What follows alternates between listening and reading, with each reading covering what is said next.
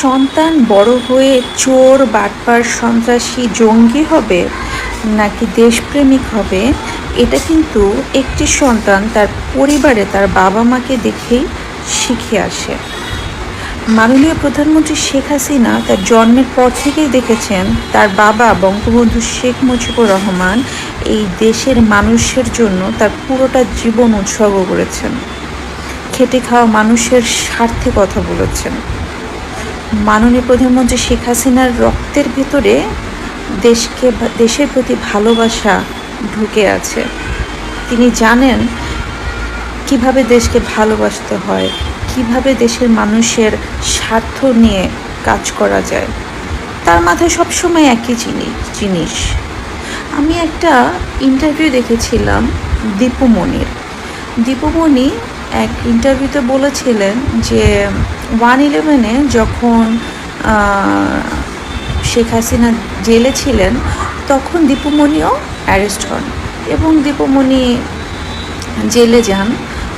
একসাথেই তারা দুজন ছিলেন এবং তিনি সারাক্ষণ দেখতেন শেখ হাসিনা সবসময় ম্যাপ করে যে তিনি যখন সরকারে যাবেন, ক্ষমতায় যাবেন, তখন অমুক জায়গায় রেল লাইন করবেন, অমুক জায়গায় এটা করবেন, তমুক জায়গায় এটা করবেন। তখন দীপুমণি বলেছিলেন যে আপা, আপনি ক্ষমতায় যাবেন কি যাবেন আপনি তো শিওর না, আপনি এখন জেলের ভিতরে, আপনি এখনই এত প্ল্যান করছেন কিভাবে, কেন? তখন শেখ হাসিনা বলেছিলেন যে আমি যদি এখন থেকে প্ল্যান না করি তাহলে আমি যখন ক্ষমতায় যাব তখন তো এগুলো নিয়ে ভাবতে ভাবতে সময় চলে যাবে। আমি এখন ভেবে চিন্তে ঠিক করে রাখছি যে আমি ক্ষমতায় গেলে দেশের জন্য উন্নয়ন কী করব, তাহলে আমার ওই 5টা বছর ইউটিলাইজ হবে, আমি দেশের মানুষের জন্য কাজ করতে পারবো, সময়টা ওয়েস্ট হবে না।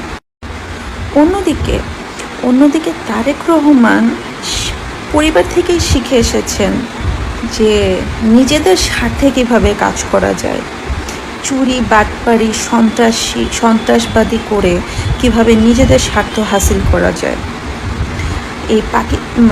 আমরা এখন যেটা দেখছি, এই যে পাকিস্তানপন্থী, এই যে চায়নাপন্থী হয়ে কিভাবে আমাদের দেশটাকে আবারও একটা জঙ্গি রাষ্ট্রে পরিণত করা হচ্ছে, এটা কিন্তু আমরা দেখতে পাচ্ছি। আপনি 2001 থেকে 2006-এর যে শাসনামলটা সেটা যদি গুগল করেন তাহলে আপনারা অনেক কিছু জানতে পারবেন।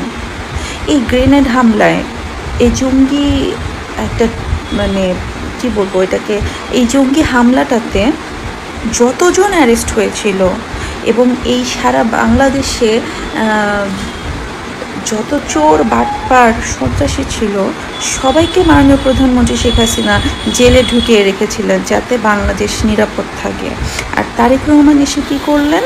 তারেক রহমান এসে এই সবাইকে জেল থেকে বের করে দিলেন। এই চোর, বাটপার, সন্ত্রাসী, জঙ্গি সবাইকে জেল থেকে বের করে দিলেন এবং তারা বের হওয়ার পরে এই যে এখন আমাদের দেশের কী অবস্থা আপনারাই তো বুঝতে পারছেন, আপনারাই দেখতে পাচ্ছেন।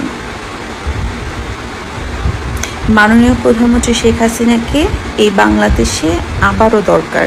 তিনি ডিসেম্বরে আসবেন এবং আমি বিশ্বাস করি তিনি আসলে তিনিই জানেন কিভাবে এই দেশটাকে আবার উদ্ধার করা যায়। তো তারেক রহমান এবং বিএনপি সরকার, এনসিপি, জামাত সবাইকে বলে রাখছি, আপনারা তৈরি হন, আমাদের নেত্রী আসছেন।